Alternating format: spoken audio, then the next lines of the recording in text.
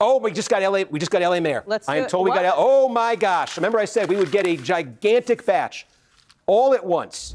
All right, back to the devastating realities of elections taking place today. I cannot believe that there's a British guy who's possibly going to make it to the top 2. What a shame. Yeah, stop the boats, dude. That's what I say. Stop the boats, lad. We got too many British people coming in here, ruining the state that I love. What happened to Brexit, yeah? What about Calexit? Calexit means Calexit, lad. No more British people coming in, stealing our jobs, yeah? You know what I really don't like about Spencer Pratt? I mean, everything, but specifically, you want to know why I really despise him? Because he's got stupid chud confidence. Yeah, I blew through $10 million. Yeah, who gives a I was dumb. I was young. And the problem is, that clicks with a lot of other stupid chuds. Yeah, he has that coworker energy. Jersey, New Jersey, New Jersey, New Jersey, New Jersey. Adam Hamawi. Let's go. New Jersey, size of Israel. New Jersey, tiny nation, size of Israel, surrounded by scary enemies. We must vote for Adam Hamawi. All right, where are the dumps? Dump it. Big dumps. Come on. If the Democrats are if going Hamawi to have a wins, we get Reggae Charlie Kirk. Yeah, that's fine. They're going to have to win a couple states like Iowa. I'll do that for you. What I mean by that is Sue Altman's name you see here. Do you recognize that? We got votes. Okay. Sue Altman had run in a different district against Kane. We talked about John Kane. She was his opponent in 2024. Stop the count. Okay, we got some votes in here in the Somerset County portion of the district. Okay, so again, this is the very interesting Adam Hamawi, has the most financial backing. He's a plastic surgeon from Princeton, but he's been backed by a pro-Palestine super PAC. That's what you're describing him as? Literally, the most incredible background out of any candidate running right now in the midterms, and you just said he's a plastic surgeon from Princeton. Dog. He's literally a combat surgeon that saved Tammy Duckworth's life. This is another big part of the district. Race? I don't know. 20% of the voters is going to come out of here. Like I'm Bridgewater, one person. New Jersey. I don't know every single where she's from, Somerset County. Come on, more dumps. Kornacki, stop dumping in your pants. Your screen. Thank goodness so you see her running. Dude, it's so funny. This district is like a patchwork of people who are just popping in their hometowns, basically in their counties. And every single one of them is getting decent numbers in their counties that they reside in or have like some kind of local position in. And Adam Hamawi is always in second place, which is, I think, the reason why he's inevitably going to overtake in the grand scheme of things when all the votes are counted, when all the dumps come in. This is only 34%, and he's looking pretty good right now. We got some more in Mercer in NJ12. We got our first Mercer vote. Huge. Okay, so now Verlina Reynolds Jackson, this was expected. The state Don't freak legislator out. This was from expected. Trenton, the state capital, but also it's the largest city in Mercer County. Adam Hamawi's back in the lead, baby. The pre-election vote back here. She finished again. What's the pattern? Up good. We've seen this in now 3 big counties. Good. Staunchly, adamantly pro-Trump candidate, the sort of populist, grassroots conservative candidate in this race. He's the one who's been moving in the polls out here. Okay, so you got Doden as sort of the outsider, Johnson the congressman, John Hanson, of course the veteran state legislator, and Larry Roden, the interim governor who moved into the job. We're just not looking at particularly competitive primaries in them tonight. But there are 4. But my Johnson ain't Dusty. There are 4. I don't got no cobwebs on my Dusty Johnson. Yeah, I'm not doubting you. It's 214 election day votes, so it is small. Yeah. Hamawi gets 35%, and he was getting 36% in our first report. No, he was getting less. He's at 25% countywide, so he was. Yes, there was that interim report that. What the? Yeah, he's improved. He's improved. He's improved from early to same-day voting. He's improved. Early, we established. Yes. He was. Hamawi is improved from early day voting percentages to same-day voting percentages. That's good. He got 18%, and he's back at 35. Now we're back at poll, and that's first place here in that. Yes. In that, it gets small, but okay, that's huge. That's look, we're trying to sort of that's huge. Game this one out. I'm a numbers guy. A shortcut. We do have some more Middlesex vote. Okay. In tell me when I'm going back to. Dump it. In about a minute. Okay, folks, we got a minute here. What just came in Middlesex? So we got 3,700 votes. Oh, I can see it. Wow, it was Hamawi. Left sex, right sex. Yeah, he gets 37%, 38%. Wow. Yeah. Sex in the middle. I think they want to go back to Iowa because we have made some characterizations, at least particularly Boo! Congressional District Iowa, 3. boo! Call it first. We're where we were in Somerset. So this right now is advantage Hamowy until and unless something changes. And if it doesn't, you know, as we said, he had the most money behind him of any of these candidates. Wrap it up. Stop coping. Stop coping. Oh, he had the most money behind him. Stop coping. Stop coping. Right now, as of right now. So Adam will alert me if we get anything lobster was too buttery. Oh, Adam Hamowy. His steak was too juicy. To where the actual fourth district. Enough with the sauce, district here. So much airtime here tonight. This is the safe Republican district. Oh, he got too much money. Oh, he raised too much. He raised too much. His weed is too loud. His bitches are too bad. It's Adam Hamowy. Is there going to be an east-west divide? Keep looking at Iowa, Steve. Keep looking at Iowa, Steve. Steve is holding on to Iowa for dear life. He's like, oh, I don't want to see this race anymore. This Hamowy race is not looking too good for us, folks. Here at NBC News, let's look at Iowa. 8 cows voted in this race. It was very fun. Very cool. Never been done before. And head over there. There is a vote. Oh, hell yeah. Let's go to South Dakota. I want to see.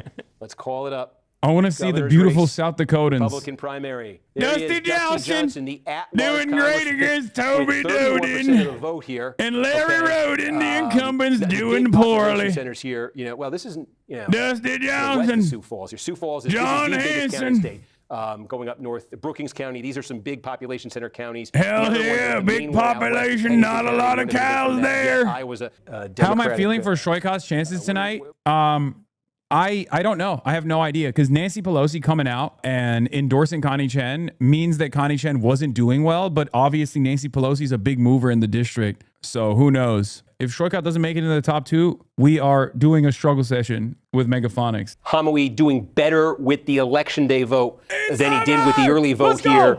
And we said even what he got with the early vote was putting him on a course there that he wanted to be on. Zoom out there. Yeah, I mean, remember, we've been watching this.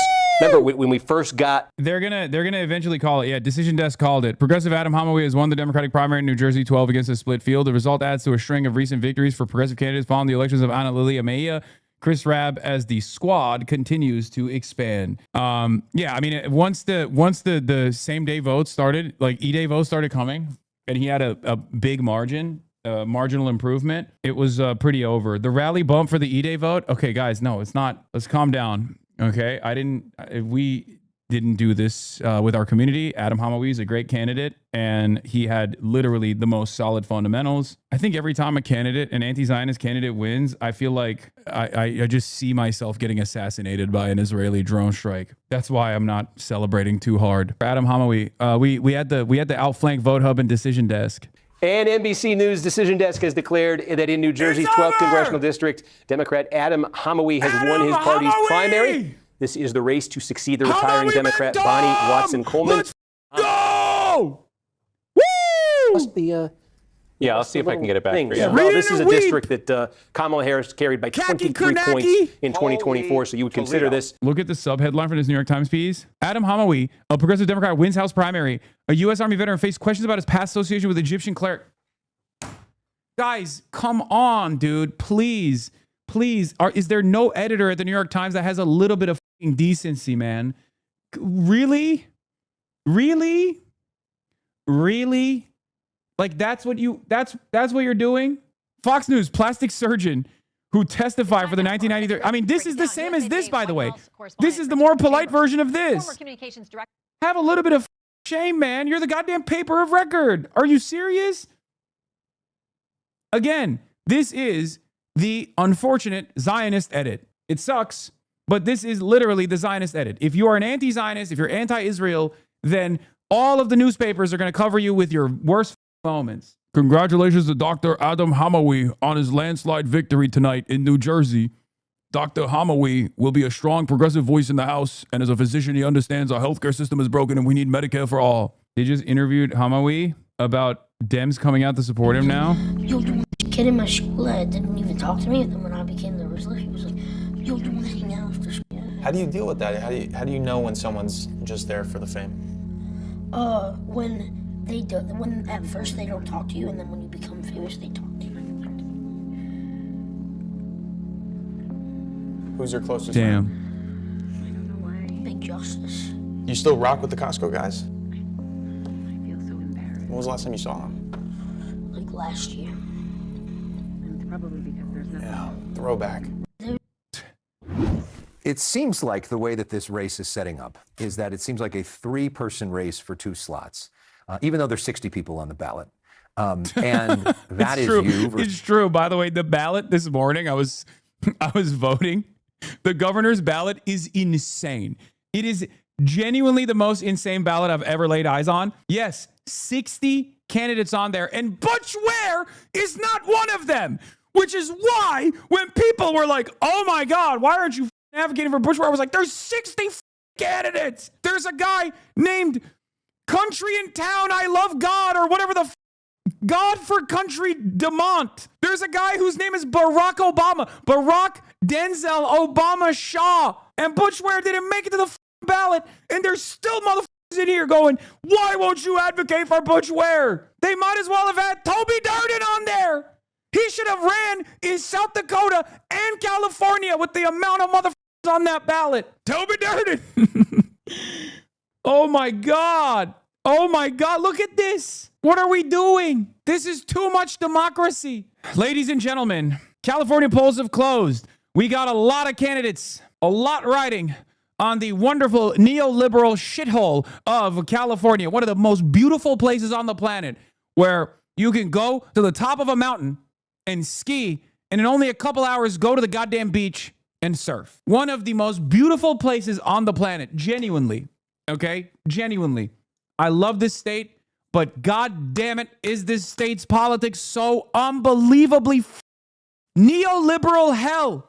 This state is the blue stranglehold, okay? This is the blue vanguard state. This is where the Democratic Party's machine is so goddamn powerful that you can put dog shit ass candidates back to back to back for the governor's race without even thinking about it. And then the top contender is outed as a mass rapist, sexual harasser, sexual assaulter. And then overnight, they'll bring up a new candidate out of nowhere. A goddamn loser like Javier Becerra. And the people are fucking cattle. The CA for California stands for cattle. But hopefully we'll see. We'll see if California can also change. That's what we're going to find out tonight. California. If I look around and I find out that there are like tens of thousands of people that voted for Spencer Pratt, I don't know how to exist in this space. Steyer moved up, check again. Yeah, moved up from Chad Bianco. What are we doing? What are they, just counting Bakersfield? What the f going on? Are they counting Fresno only? What are they counting? Clanty? Oh, Tom Steyer's in 4th position in Clanty. They don't like him over there. They found out that his father was a Nuremberg prosecutor. Where are these votes coming from? Everyone subscribe right now to the Piker Broadcasting Service, People's Broadcasting Service. Subscribe to fund my transition away from Los Angeles to New York City. Bianco with we got Sacramento. Okay. So this is dumps. Sorry about that. Let's go right back in. Again, Sacramento County's huge. Yeah, this is another 5%er, okay, in terms of the statewide vote. Hilton, and look at that. Now, the Democratic here. This is the Democrats should be doing well, but look at Becerra, 29%. What the Republican, 28%. Look at the separation there between Becerra and Steyer. I think that's the most significant we've seen so far. And then Chad Bianco running back there at 10%. Boy, if you're Becerra, between what you've seen so far, right here. Sorry about that. Bro, right here. This is not just a disastrous outcome for Tom Steyer so far. This is a disastrous outcome for Javier Becerra. Do you understand how f***ing insane this is? Sacramento should not be split between Becerra and the Republican, dude. What the f***?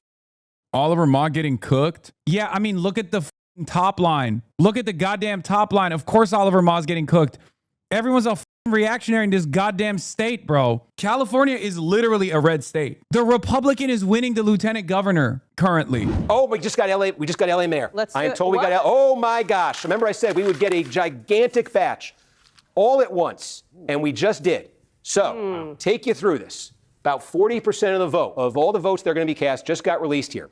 We are talking about vote by mail, again, that arrived by Election Day. Some of this a while ago. That's the type of vote you're talking about. There's Karen Bass, the incumbent, running at 38%, and there is Spencer Pratt running at 28% right now. That is an 8-point advantage or a 25,000 vote advantage over Nithya Raman, the 3rd place candidate right now. Councilor Nithya Raman, the 3rd place candidate in this race. That's with 40% of the vote. Now remember how we said we expect things to go the rest of the way. Remind people in Los Angeles, yes. right? The next thing we think and what they've communicated, the next thing that would be released here, maybe in one big batch. Dude, I don't think you guys understand. Spencer Pratt, Karen Bass matchup, like Karen Bass was worried about Nithya Raman. She should be worried about Spencer Pratt because let's be real, Karen Bass is an unbelievably weak incumbent. Oh, it's done. Oh, it's over. It's over. It's Jover. It's so over. That Nancy Pelosi endorsement cooked it. All right, Megaphonics is banned. California is done. California is over for me. Shutifornia is real. Redifornia is real. Megaphonics, you're banned. He's not even posting in the chat because he's probably at the Shoykot party right now. I'm on my way to the Shoykot party. I won't be in chat tonight. God bless you all. Salute. Yeah, he doesn't even know he's going to get banned tonight. Toby Doden! At least in the Republican primary for governor. Toby Doden! Hell yeah. I'm done looking at California results. Who cares about California? It sucks. This is a whack-ass state. Hate this place. South Dakota, baby. Toby Doden. Doden maniacs. Let's go, Toby. For the LA mayoral race, what this shows me is Los Angelinos want someone to kill homeless people. Like they want to vote for someone who will just shoot homeless people in the face. Good morning on election day here in South Dakota. My name is Larry Roden, and when you're at the booth today, I hope you remember that me, Larry, I suck Donald Trump's cock. Vote for me. Hey, everybody. This has got to be one of the chatters, right? You just sent me your own video. Oh my God. What a straight up naked disapproval of progressive politics in the state, in the city. Yeah, here, I'll give Megaphonics a VIP, dude. I feel bad. He woke up at 5:30 this morning to go door knock for Shoykot. And Shoykot's out here barely cracking 11,000 votes. Oh my God. Bro, it's not even like a Ray should have dropped out situation, by the way. Like, I don't even think that would have aided Nithya anyway. God, so bad. Pro-Israel candidate for Congress in San Francisco says she spoke to an AIPAC donor on May 18th who told her that while Weiner was saying publicly that Israel had committed genocide in Gaza, privately, he assured him he didn't mean it. Yeah, no, we got to get him out. Dude, Scott Weiner will be a demon, okay? He's a lock. If he wins that seat, it's over. He will be a 5-decade congressperson. 5 decades of excellence from San Francisco. And honestly, San Francisco low-key kind of deserves it, but obviously nobody deserves it. It's bad for the entire country. So like I said, it kind of seems like there's no path for second place victory here for Shoykot. So obviously, in the top 2 runoff in the general, I will be writing extra hard for Connie Chen, who has called me a racist, an anti-Asian racist, but we ball, you know? Oh my God, Barack Obama Shah with 7,000 votes. Yeah, I was looking too far down. Put some respect on it. Barack Obama Shah. Barack Denzel Obama Shah. Yeah. And pussy too. Oh my God, Spencer Pratt cleaning up. Oh my God. We have to do a January 6th for Katie Porter. I will do a January 6th for Toby Durden. Weak ticket at the top with Javier Becerra and a Republican on the top at the top of the ticket implies that there's going to be a lot of Republicans that vote in the general now. This literally destroys the redistricting opportunities that we were trying to create inside of the state. That have been sunk in the slow... It would have been Porter versus Becerra until Steyer tried to buy the progressive spot. Give it to me. Give me the crack right now. Give me the crack you're smoking on right now because I want to live in your reality and not the reality that we currently exist in. This got to be Katie Porter's Twitch account, right? Night started off incredible with a massive W and is ending with disastrous outcomes for my state. Oh my God, there's motherfuckers being like, after the election, you should try to work with Ramsey. Brother, this is Hitlerite territory. What are you talking about?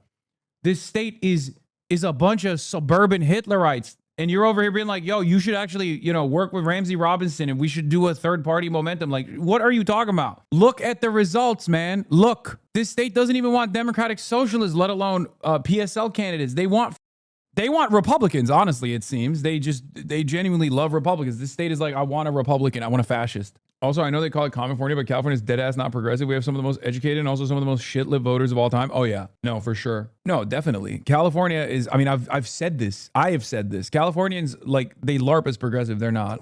Do you think California will stay red for the general? Sorry, don't know a ton. Just curious. No, California's not going to be red, but it's going to be purple. It's going to be the bluish, the reddish blue, the reddest blue you can get. But yeah, Ken Calvert going up against Young Kim. They're locked out of Californians. The California Democratic Party is going to be locked out of the 40th congressional district primary. Here's one of the problems here. This is what happens when you run a weak leader at the top of the ballot. I mean, if there's literally 60 candidates and everyone's like, who the f do I vote for?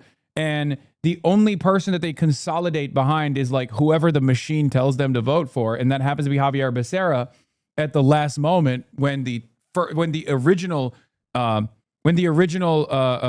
runner-up was Eric Swalwell. This has down ballot consequences. Dude, there are people in here that are sad. It's understandable.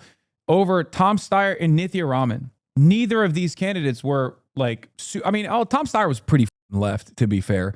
But it's not like Nithya Raman was like this, hardcore socialist or anything like that. And there was one who didn't call himself a socialist, who drew tremendous ire from the local socialists. But like, even the DSA candidates were not exactly radical either. Kenneth is the GOAT. I love him. Move to the East Coast are the only serious DSA. Okay, everyone needs to calm the down. Okay, I'm not going anywhere. I think we just need to double down. What we need to do is double down and fix the DSA system here and fix the infrastructure here. It'll take time, but I think it's doable. Note, we're looking at Red Mirage though. Dems voted very late of indecision on the governor's race. Yeah, but the fact that there was indecision on the governor's race is enough, is like incompetence enough. I'm so mad at the fucking dumbass Democratic Party here.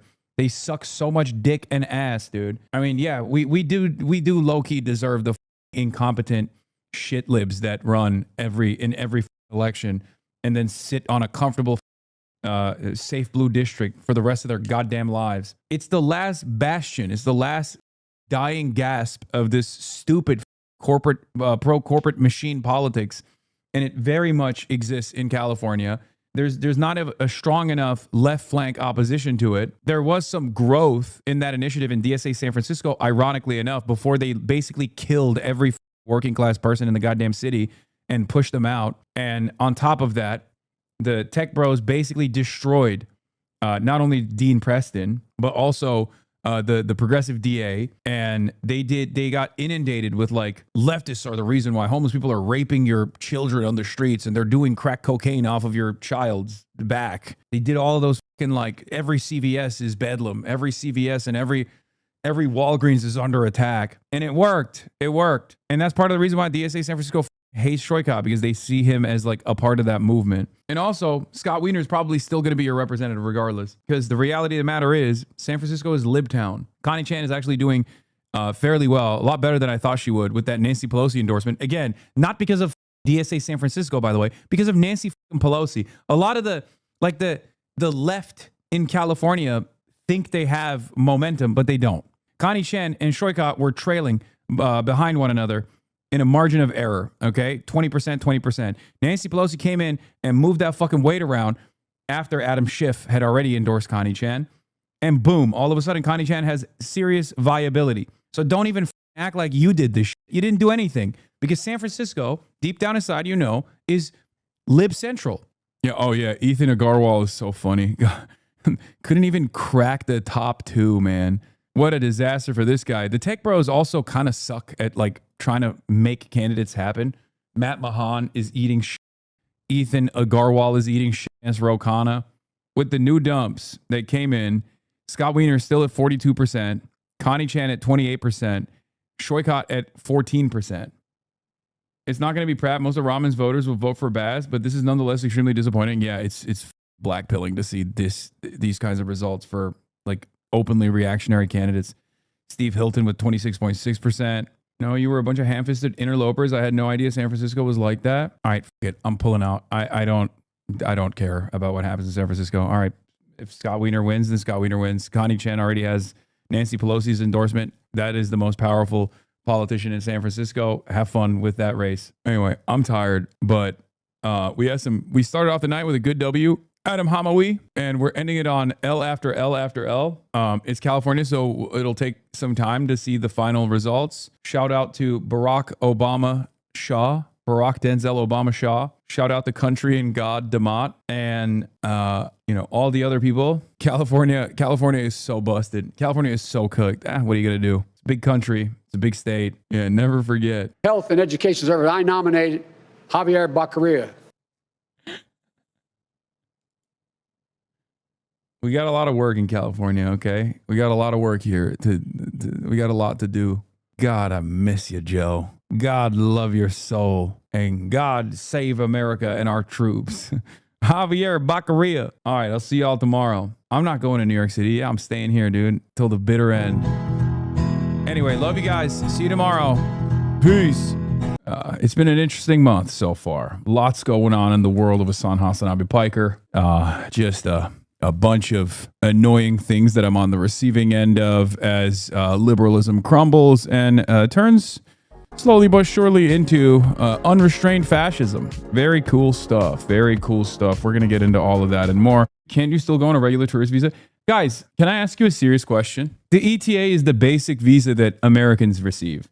If the government has made a big show of not giving me a giving me a regular visa, an ETA, and then revoking it, what makes you think that they're going to be fine? They're going to be like, oh my God, you're the guy we deliberately revoked the visa on after giving it to you. I'm sure the Home Office, after the initial intervention, is going to turn around and be like, oh, step right in, sir. No, that's a long and convoluted legal process that I have to get involved with. It's certainly not going to work in this, it's not going to work this time around. But if there is something I need to do in the future, I have to hire, I assume, a British lawyer and fight this. I heard Ash Sarkar, who was hosting that talk, is pulled out of South by Southwest. Yes.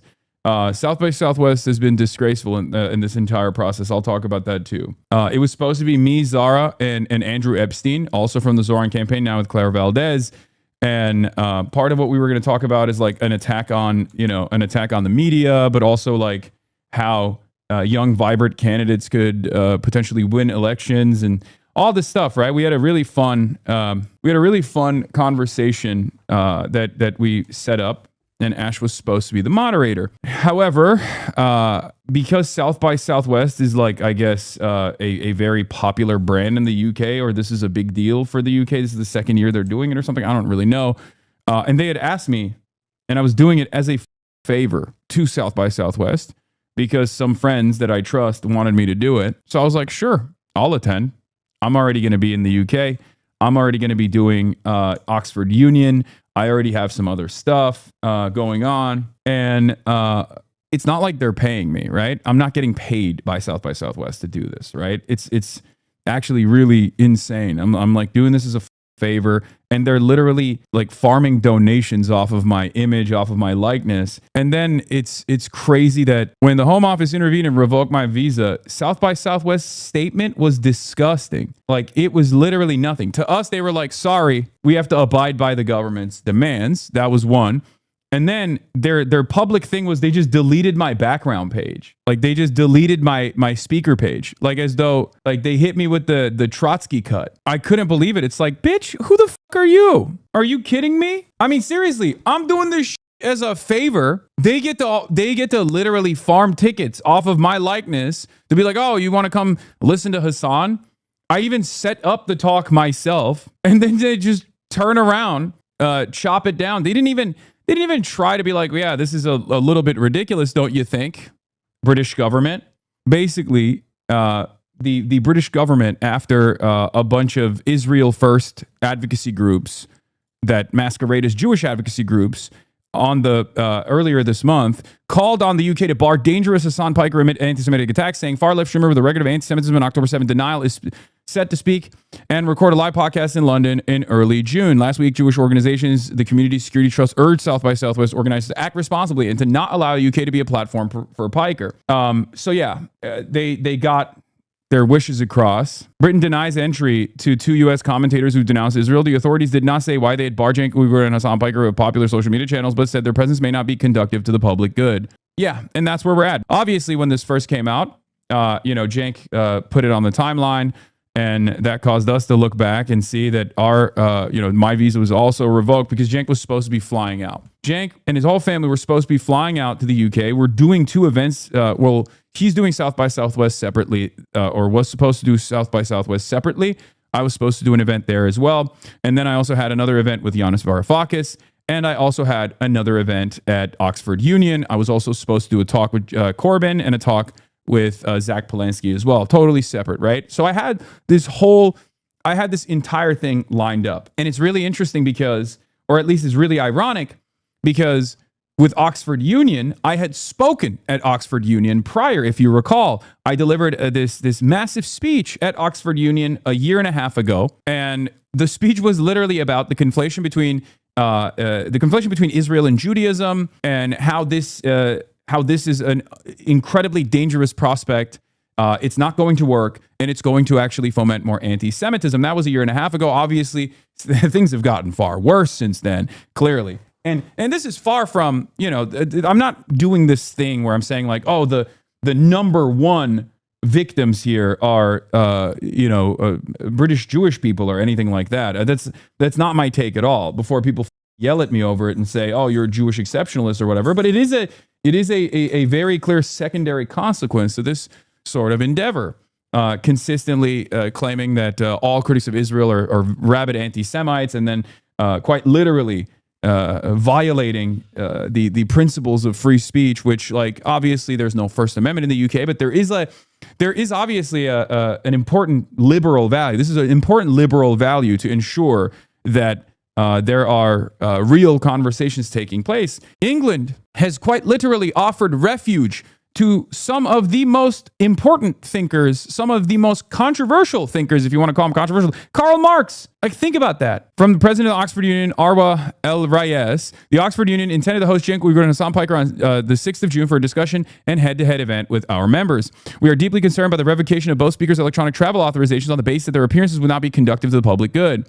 Are conducive to the public good. These events have been publicly announced for months. The 11th hour call signals much more than democratic decline. It is a direct threat to free expression. The Oxford Union was founded on one principle: the ideas are challenged through debate, not silenced by decree. We have never turned a speaker away because of their political beliefs, nor have we sought a permission slip from the state. We will not start now. This event will not be canceled. The union will ensure this discussion takes place. Free speech does not require a visa. We will update our members shortly. This is supposed to be the most redeemable aspect of the Western world in general, okay? Western liberalism in general. This is one of the fundamental values. It's this and due process. And we are eroding both. Free speech and due process are the two most important liberal concepts that throughout centuries at this point, liberals have tried to maintain and defend in spite of everything else. And they're not just core principles that are historically progressive principles. These are core principles that I believe myself. I don't say I'm not a liberal, but this core principle of liberal society, liberal democracy, is one that I believe and champion. It's unironically one of my criticisms of other more ideologically close versions of governance that I have criticized, whether it be within the USSR or whether it be in China, the People's Republic of China. These are my criticisms of the People's Republic of China or the USSR. Ironically enough, that they don't have these sorts of they don't abide by the same attitude when it comes to defending free speech or well, not due process necessarily, because I think China, the due process is fine in China for the most part. But ultimately, yes, due process and free speech are the two things that I believe must be preserved, no matter how we organize our economy. I think that's a good thing. But in any case, the UK has had a very long commitment, or at least tried to abide by some semblance of a commitment to these fundamental values, right? And the fact that they're dropping the ball in this spectacular manner at the behest of Israel, nonetheless, a fascist government, an apartheid government, a fascist apartheid government that's doing a genocide. The fact that they're doing all of this is a disaster, because any sincere person that looks at the situation that isn't totally lost, totally hysterical, will very quickly recognize this is simply being done because of my criticisms of Israel and Cenk's criticisms of Israel. This is not a sincere demand over anti-Semitism. This is not even a conversation on like whether anti-Semites deserve to be banned or anything like that, because this is not about anti-Semitism at all. So the fact that South by Southwest also, after this invitation, turned around and released the shittiest statement of all time, basically saying, yep, you're gone. We've deleted you from the page. You are a non-person. Sorry. Was really messed up. Zach Polanski also quote retweeted my post that I had retweeted already. Last year, Hassan Piker spoke at the Oxford Union, highlighted the rise of anti-Semitism, fascism, and the dangerous conflation between criticism of Israel and all Jewish people. He was invited to speak again, but pro-Israel groups successfully persuaded the UK government to ban him from entering the country. Zach Polanski quote retweeted said, "This is a really grim decision alongside Cenk. People often talk about the dangerous road we'd go down under a reform government. This is another clear warning. We're down there already. A labor government doing everything possible to silence criticism of the Israeli government." And what's really crazy about this is the fact that I've been very critical of the British government as well. I've been very critical of the British government. I've been very critical of the American government, but it's one government that you cannot criticize. It's the Israeli government. It's crazy. Pro-Palestinian U.S. streamer Hassan Piker says UK blocked his entry over criticism of Israel. Yeah, what's crazier for Cenk is that he was going before me and they wouldn't let him get on the plane. They were literally like, nope, you can't get on this flight because the government has revoked your visa. He was like, what the do you mean the government has revoked my visa? Turns out, yep, the British government had decided you're not allowed to go to the country. What's really funny about this, by the way, is Times of Israel wrote, UK blocks visit by U.S. commentators Cenk Uygur and Hassan Piker who claim it's over Israel. And they take this weird tone, right? Where they're like, oh, these guys are crazy. These guys are crazy. Oh, look at them. Oh, they're suspecting Israel of doing this. How stupid. Boom. A couple weeks ago. Jewish groups call on UK to bar dangerous Hassan Piker amid anti-Semitic attacks. It's not that. Here's what's really funny about this.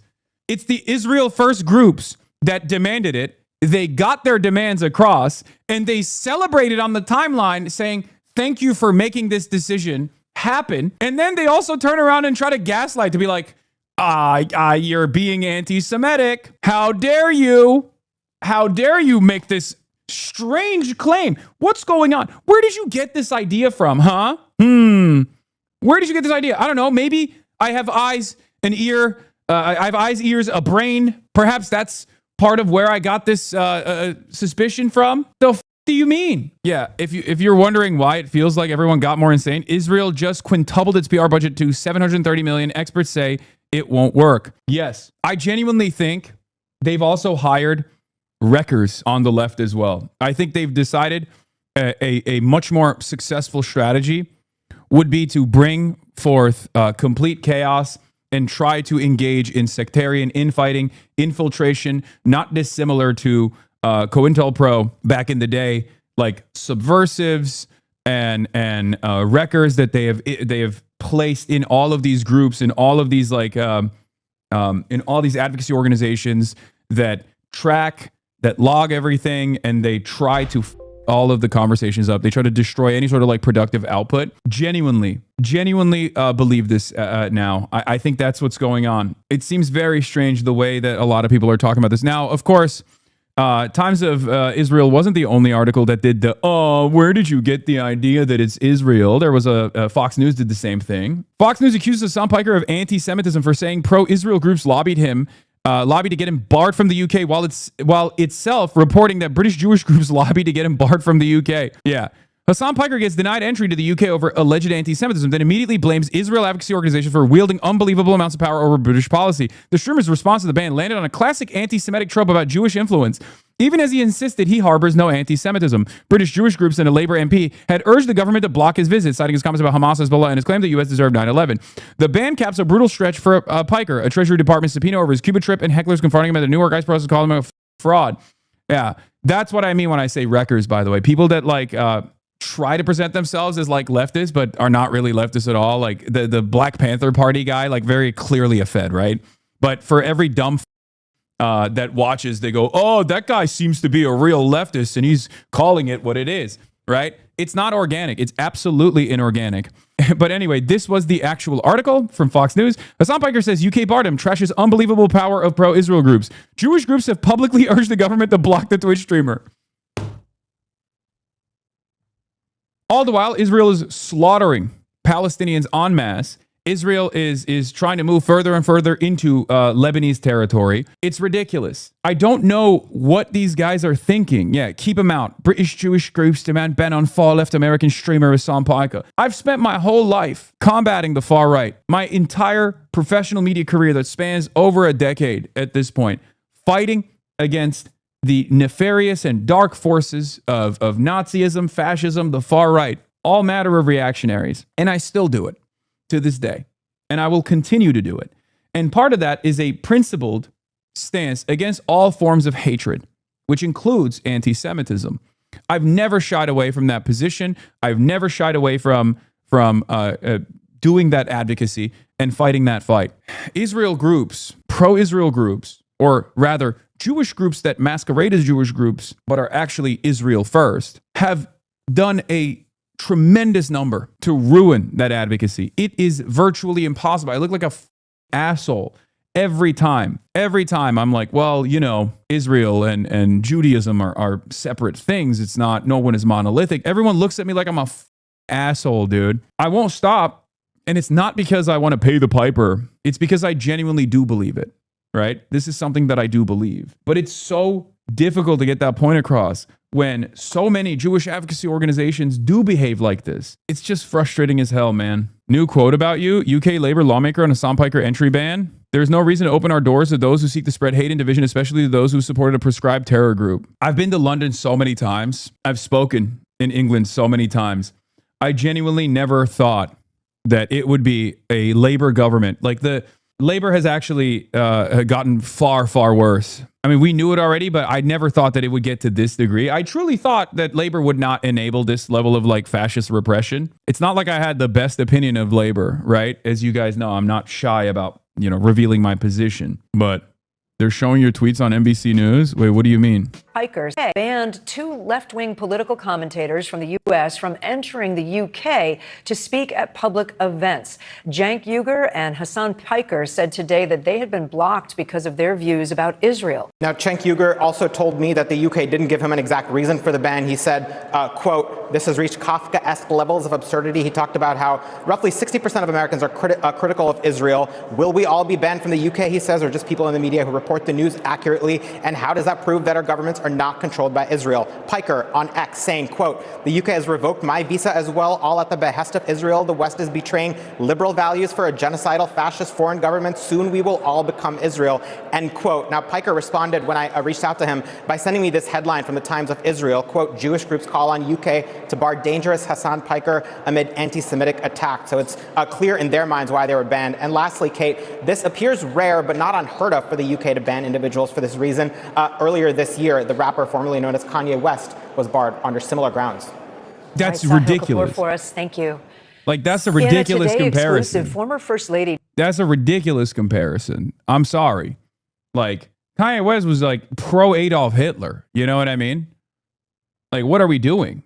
You cannot bracket. They haven't uploaded the full segment, only the first 3 minutes. A caller said it's good you were banned because you're a socialist who has money.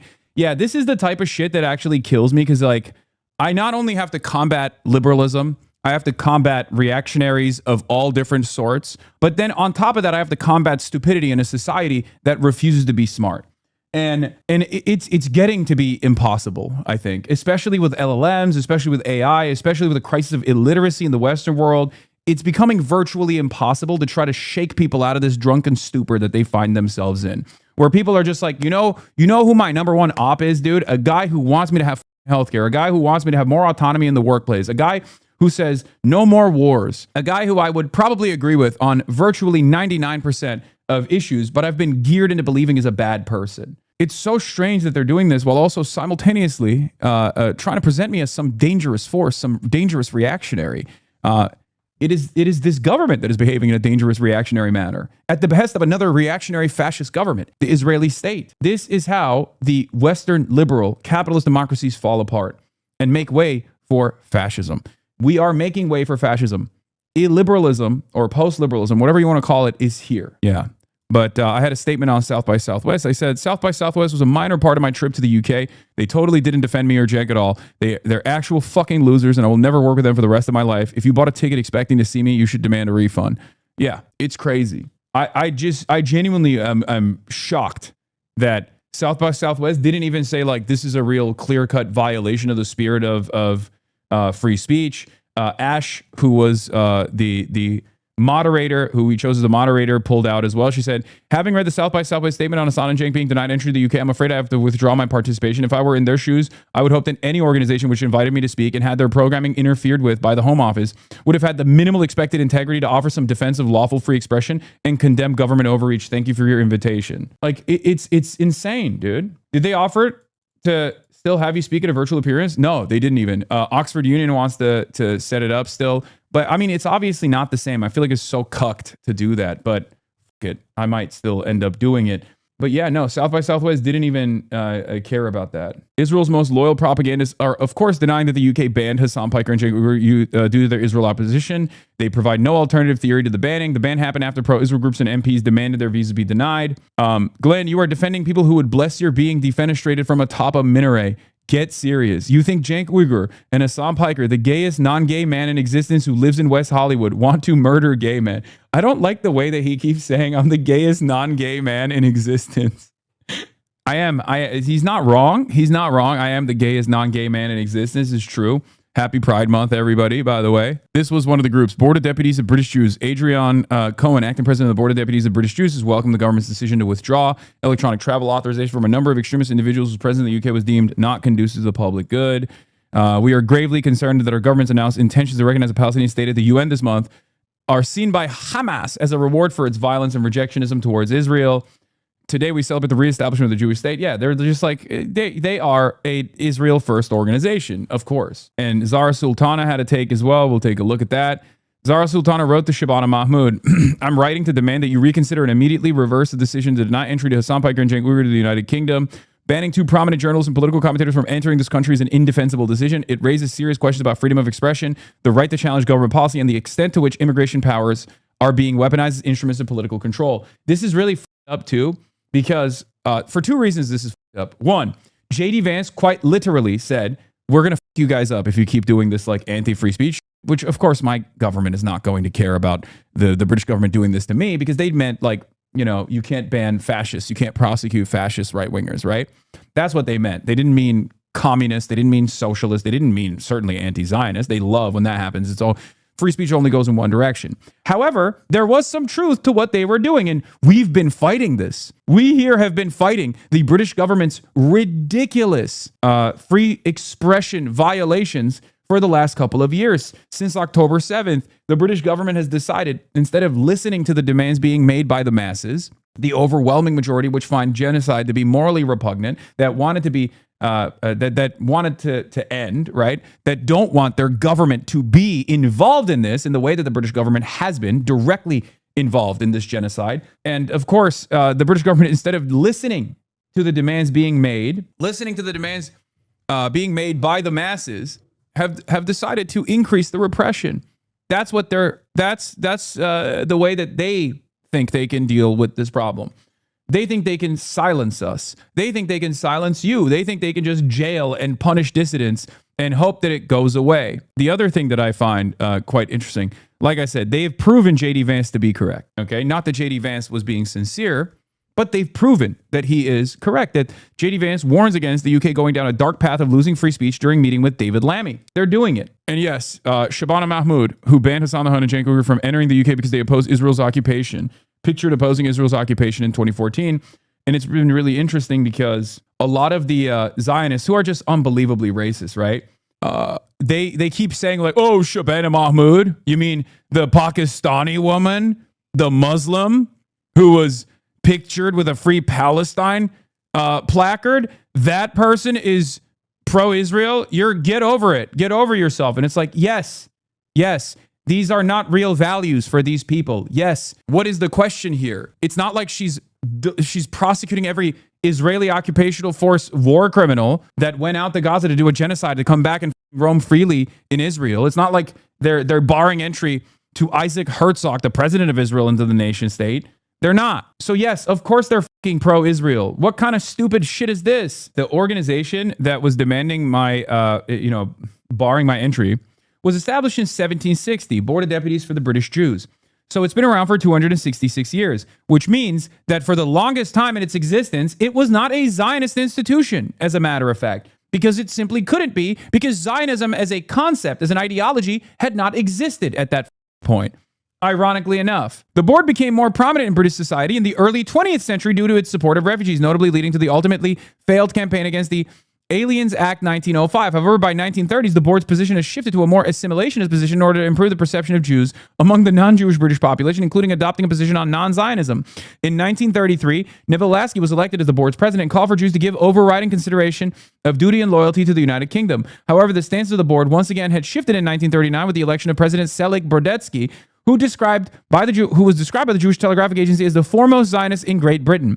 As of 2024, the board has continued to hold a Zionist position. So for hundreds of years, this goddamn institution was doing, of course, like this now Zionist institution was, of course, a non-Zionist institution, was an anti-Zionist institution, because it sincerely cared about the interests of Jews. Every single Jewish institution, and even the entire religion pretty much, for at least the secular wing, has turned into a project to uphold Zionism.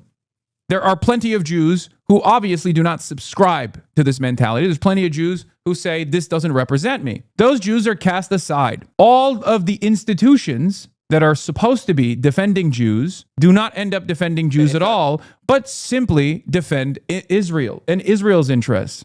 And all of these free expression defenders on the right and the far right are celebrating, including Nick Fuentes. It's so crazy to me that Nicholas Fuentes, a straight up avowed neo-Nazi, is constantly finding himself handshaking with the Israeli government and its actions of censorship. How strange. Yeah, look at this dickhead. Like, he says, I support terrorism. Yeah, this y'all favorite anti-Zionist hero, the guy who says the Palestinian resistance and the Lebanese resistance are terrorists. That's your guy. He is literally the same as Randy Fine, okay? The only difference is Randy Fine is a Jewish supremacist and Nick Fuentes, despite being Mexican, is a white supremacist. They have the exact same criticisms. Our job is to make sure that normies who question Israel become ideologically captured by the right. I believe our vice president criticized European governments for heavily censoring their own citizens. I agree with that criticism. Has anybody from the State Department reached out on your behalf to make sure you're going to facilitate your entry into... What a joke. The American State Department. See, that's the other side of this story. That's really interesting. That's the other side of the story that's interesting. This is a violation of American hegemony, right? We are supposed to have a special relationship with the UK where American citizens can easily and freely travel to the UK and not worry about any sort of impediment. So at the behest of Israel, the UK is even violating the power of the American passport. Any true America firster in this circumstance would be unbelievably frustrated at this prospect. And they don't give a shit because America first means being servile to the state of Israel. No, not yet. So I'll tell you, the one guy who has done something is, you're not going to be shocked, Ro Khanna. He's already on it, and he's reached out to the British ambassador and asking for an answer. Now, one might make the argument, as I'm sure many have, even on the left, the Groyperified left, say, oh, Hassan, you've always engaged in Jewish supremacy and Jewish exceptionalism because you criticize anti-Semitism as a bigotry, as a dangerous form of bigotry. Well, look how far that got you. Those people don't understand. I don't combat anti-Semitism because I'm paying the piper. I combat anti-Semitism because I think anti-Semitism, just like every other form of bigotry, is still repugnant. It's so strange that there are people out there who legitimately are like, oh, dude, look at you. You won't call out the Jews. You won't call out the Jews. You won't say it's the Jews that are doing this to you. Well, yeah, because I'm not a child. I'm not a idiot. This is fascism. That's what this is. It's Jewish fascism to a certain degree. Absolutely. Jewish supremacy plays a formative role in Zionism. Zionism is fascism, and its expression is certainly defended by a lot of Jewish fascists. It's not like Jews are incapable of being fascist, but the same goes for Christian Zionists as well. Zionism is a supremacist ideology, a Jewish supremacist ideology that is inherently racist. And here, look no further than what took place at the Israel parade yesterday. This is why I say liberal Zionism is still an expression of fascism. Why? Because you have the so-called liberal Zionists like Chuck Schumer standing side by side with ultra-Zionists like Bezalel Smotrich, right? That's why liberal Zionism is inherently contradictory. It's like saying liberal Nazism. Because at the end of the day, when it matters, where it actually matters, you have no functional difference when you're defending the nation state of Israel doing a genocide as a liberal Zionist than Bezalel Smotrich, who supports it to the hill. Yeah, Kathy Hochul, Chuck Schumer, Letitia James. If Nazis are marching in your parade, it's a Nazi parade. Democrats participated in a Nazi parade yesterday. The idea that Chuck Schumer, Senate Minority Leader Chuck Schumer, has a fundamentally different worldview than Bezalel Smotrich doesn't matter. Shame on everyone that went to this parade. A Jewish protection group in Britain, the Community Security Trust, said in an email statement on Monday that it welcomed the decision to block Mr. Piker. While criticism of Israel is entirely legitimate, Piker has a record that goes far beyond robust or controversial political speech, the group said, adding that his language risks fueling anti-Semitism. At a time of record levels of anti-Semitism in the UK, it is right. Oh, God, of course the New York Times is just like covering this and being like, and you know what? These guys are right. This is what I'm talking about. This is precisely what I'm talking about. I just question why you shouldn't be banned for your support of government-designated terrorist organizations. Wait, no, don't ban that guy. Don't block that guy, even though that's funny. It's a little taste of his own medicine. Buddy, you have to understand that analysis over why militant resistance forms against Israel's genocide is a valid conversation to be had, right? And because you can't have that conversation, because you're worried that people are going to agree, because you're worried that people are going to agree, you're like, nope, we should ban you instead. This is literally the problem. This is the problem. So you answer my question. What should people do when Israel is destroying their homeland? What should people do? Should they sit back, play patty cakes, wait for their untimely demise? I'm a political commentator. I can have a different opinion than you on this issue. We can have a normal conversation around it. You can deliver your counterpoints. You can say, no, you don't understand. These entities are actually wrong. They do not actually abide by the international rights given to all peoples to rise up in arms against a colonial occupation. What you can't do is just lean into vague definitions created by the American state with the express purpose of silencing dissent. I just question why you shouldn't be banned for your support of government-designated terrorist organizations. Should we not have a conversation about the designation of terrorism? How can they can resist in ways that doesn't go out of their way to harm civilians? What the f*** are you talking about, brother?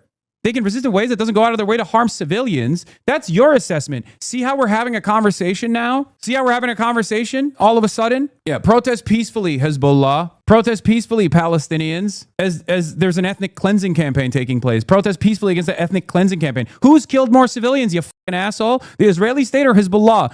Who's killed more civilians, the Israeli state or Hamas? The answer is very clear. That's why most people have no retort, no counter message when I say Hamas is 1,000 times better than Israel. Because it's true, like mathematically true. Yeah, protest against chattel slavery, protest against the British occupation of Ireland, protest peacefully, please. Meanwhile, I am doing peaceful protest. I'm a commentator. I'm not a militant.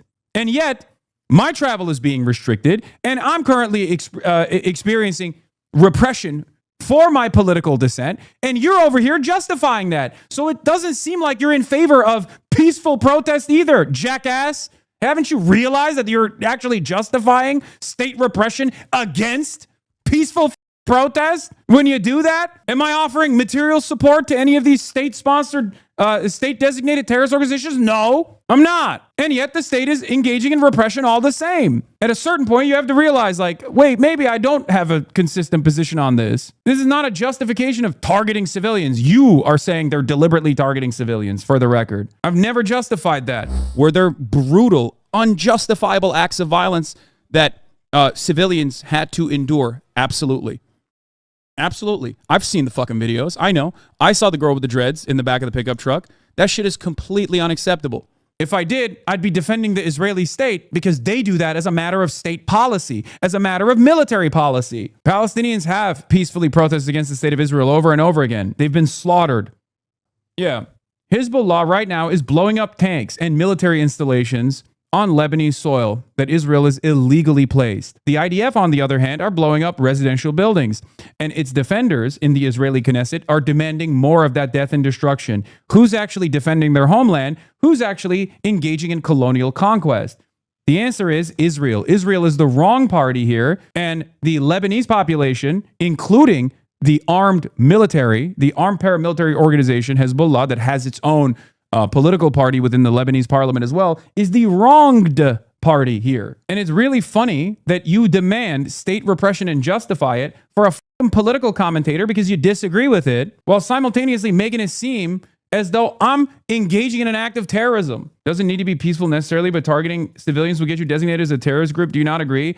No, I don't agree. The American government calls everyone a terrorist if they don't agree with their ultimate goals of liberation, okay? The are you talking about? And the Israeli government does the same, and the American government gets their notes from the Israeli government. Do you know how many fucking people that Israel has killed? Just thinkers, writers, poets, doctors, activists, organizers that happen to be Palestinian Christians, Palestinian Muslims, and called them terrorists? The whole point of free expression is so we can have a conversation about the silly designation. Hezbollah was not prescribed as a terrorist organization until recently in the British by the British government, as a matter of fact. Hezbollah and Hamas are not prescribed as terrorist organizations in most of the planet, but it doesn't matter because we live in the Western world and we only care about what America has decided or what Israel has decided is a terrorist organization. Nelson Mandela was on the terrorism watch list until 2008. Do you think he's a terrorist? Perhaps this is a good way to comprehend that the terrorism designation is an unhelpful one and an intentionally vague one,